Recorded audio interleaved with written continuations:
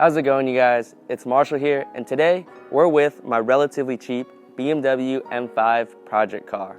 And what do I mean when I say relatively cheap?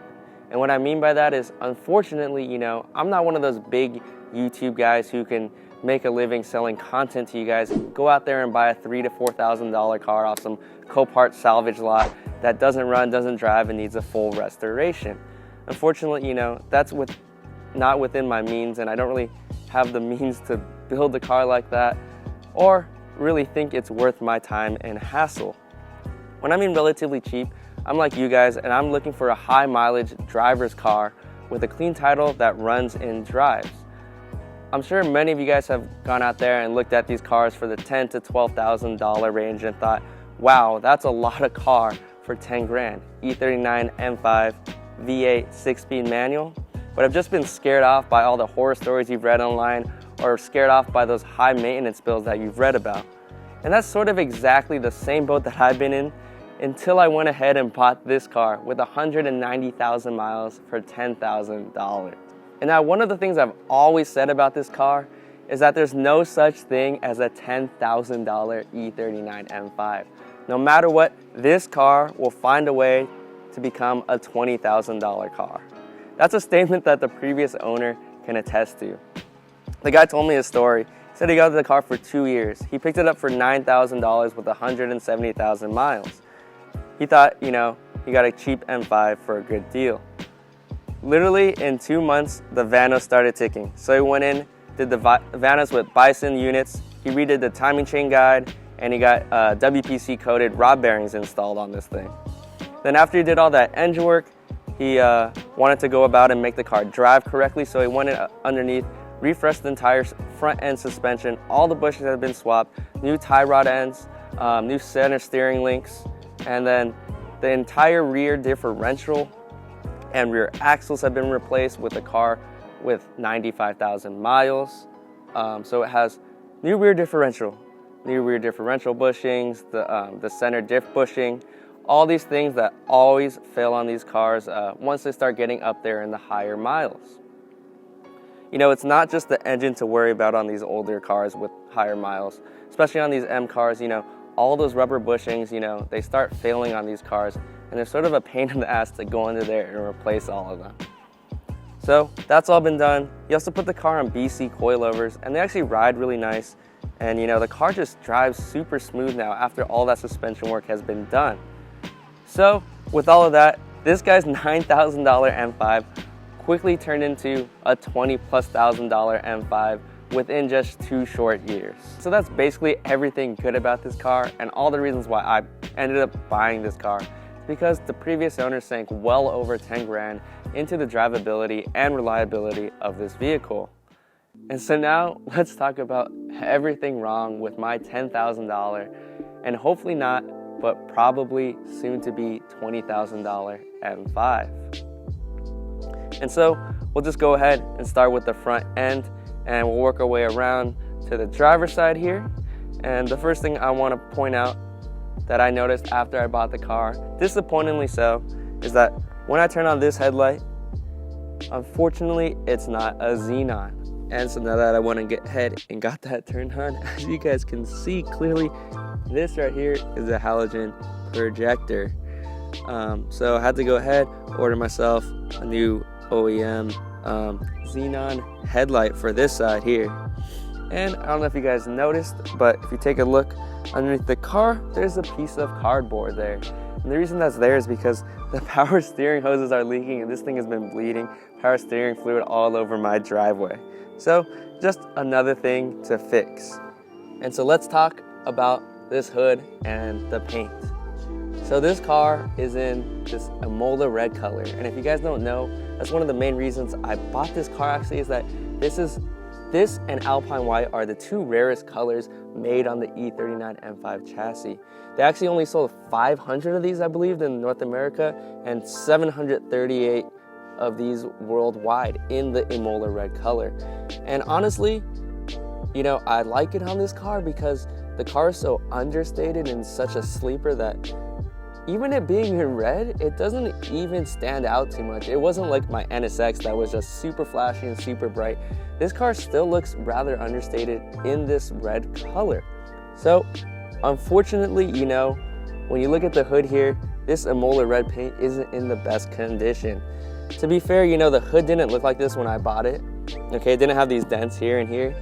I actually did that by not closing the hood all the way, and it smacked up into the car, and now it looks like this. But to be fair, you know, the paint wasn't that nice on here. And, you know, there's a bunch of scratches. Like you can see there's a scratch here under the front bumper.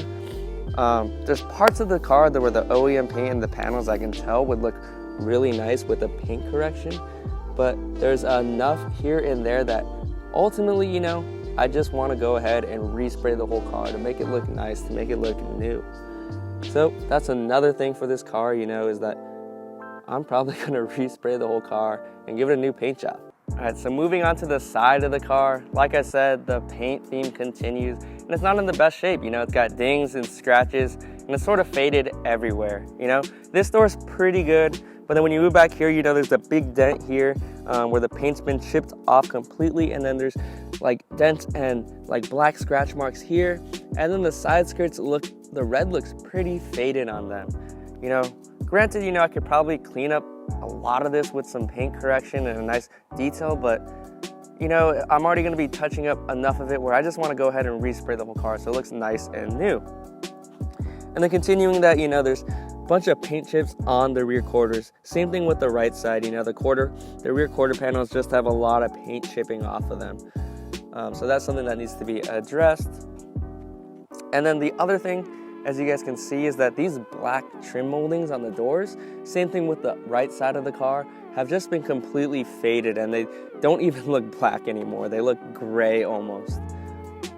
So I'm gonna try to repaint those with black trim, but if not, you know, I'll just go ahead and buy new ones if they don't look good. The other thing is when I bought this car, it actually had this completely missing here. So there was just that open gap here, and there was no trim at all. So I went ahead and bought a new trim and got that installed already. But when I bought the car, you know, no trim here at all. And now moving on to the roof. One of the most common things, and it's also failed on this, is the sunroof doesn't open and close. It's not the biggest deal. Probably won't address it. As long as it's closed like it is now and no water's leaking into my roof, I don't really care. Another funny thing to note that I noticed when I got this car is that literally all 4 tires are completely different brands, you know? This one's a Michelin, what is this, a Michelin Pilot Super Sport. The rear is like a Bridgestone and the right is like a Continental Super Sport. But literally all 4 tires, different brands, different type of tires. You know, just something kind of funny that's wrong and bad about this car. And the other thing is that, you know, these front rotors and the rear rotors, you know, they're not in the best, they don't have the most life left, and the brake feel doesn't feel the best. So I went ahead and bought myself a full new set of rotors and brake pads for this car, and gonna give it a nice brake fluid flush as well. The other thing is when we move to the back, a common thing with E39s is that when I pull up the handbrake, nothing really happened. So as we make our way to the rear end of the car, like I said, the paint theme sort of continues throughout. You know, there's nothing too bad on the back, you know. The only thing I can say is that this upper part of the trunk and the rear deck lid, you know, there have been kind of sun faded, and they're not exactly the same shade. They're a lot paler shade of red than sort of the rest of the car. But like I said, you know, just another reason for me to want to respray the whole car entirely. And on top of that, you know, I think this rear bumper has been resprayed at some point because it just seems to be a darker shade of red with the rest of the vehicle. And on top of that, just pointing out really, really little things about this vehicle. But as you guys can see, you know, this BMW badge needs to be replaced with a newer one just to make the car look new. And one of these license plate bulbs that, you know, not a big deal, but, you know, just pointing out things that's wrong with this vehicle. So that's pretty much gonna wrap up this exterior of this car. You know, right side of the vehicle is pretty much the same as the left, you know, same exact issues as the left side. The only other thing sort of that needs to be talked about that I wanna do is all this like window trim molding is like cracking and needs to be replaced. you know, along the windows, front and rear, and I think some of the sides are a little bit bad on the window trim. So that's gonna wrap up, you know, everything wrong with the exterior. Now let's hop into the interior. All right, you guys, so now that we're in the interior, you know, it's not the worst place to be sitting in the front. It's not too bad, but there's, you know, a lot of little things here and there on it that could be touched up to make it feel like a newer car, make it feel less like it has 190,000 miles. One of the first things in this car that was off-putting is that when you came in here, had an E46 shift knob with that shift boot, and the shift boot's attached, but the E46 shift boot doesn't fit in here, so it wasn't attached. It was just a hole here and a shift knob.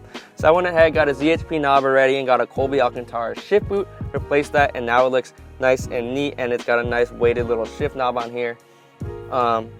The other things in here that are really off-putting, you know, the seats, they're not bad, but they do have a couple rips in here that can be fixed pretty easily. To be honest, you guys, I think I'm gonna go Recaro bucket seats in here just because I really like Recaros. I think they're super comfortable. And I sort of want Alcantara seats in here, so I want to get some Alcantara and leather Recaros in here. And I just think it'd be cool to have bucket seats in this car. The other thing that's really bugging me that I'm kind of dreading doing is removing this dashboard and replacing it with a new one, or wrapping this one in Alcantara, because as you guys can see, you know, it's cracking here and along here, and when you look in through the front window, you can really notice that, and it's kind of something that's bugging me, and I really want this car to just look completely new. But that's sort of a pain in the ass, but it's something I'm gonna have to do. Going down to here, the navigation screen's been replaced with the Android unit, which is nice. I don't know if I care enough to set this up with Apple CarPlay, but I might do that later. But for now, it has a complete Android unit. You know, you can do Google Maps, hotspot, Wi-Fi, all that stuff on here. Then moving down to the climate control, you know, one of the things that sucks is that the AC on here needs to be refreshed. It doesn't blow that cold, but it's not the biggest deal right now as it is January. But this control panel itself, the buttons are all really sticky. Like, they don't click in well and they kind of stick. And on top of that, you know, the climate zone for the driver's side, when you click heat up, nothing happens. So when I do this, it doesn't make the heat go up. And when I hit this AC button, it just falls out. And then the other thing is when you do fan up, nothing happens as well. Other than that, you know, like this stuff all works, and the heated seats work in this car as of now. But yeah, I already got a new AC control unit module. When I bought that hood, the guy actually was gracious enough to give me that for free because he was just parting out the car anyways. And then to moving on to here, you know, one thing that really bugs me is a cigarette lighter. It won't stay closed. And I would just like it to be closed so it looks nice and clean. And I don't have this going on, but fiddle with this later, but for now this won't stay closed. Yeah, other than that, you know, the instrument cluster, I'm surprised, you know, all the LEDs still work. None of them have burned out, which I'm amazed by on these. Maybe someone's gone on there and replaced the bulbs, but frankly, I'm shocked that that still works. Okay, one of the big issues with this car is, yes, the sunroof doesn't work, but I don't really care about the sunroof. But when I first got the car, this passenger window didn't work, and this one still doesn't work. I already went ahead and replaced the regulator on here. It's not that expensive and not that hard to do, and now the window goes up and down nicely. But this one still is broken, so this one doesn't function at all. But super common problem in E39s, you know, all the window regulators fail on this car. So now this one's been replaced, and this one still needs to be done. Let's go ahead, hop into the back of the car, and I'll show you what a mess this rear seat is. So, as we hop into the rear seat of this M5, like all rear seats, you know, there's not much happening in here, so there's not much to go bad. The only thing that could go bad is the rear seats, and the rear seats are completely cracking. As you guys can see, the leather is cracking everywhere on the top half of this.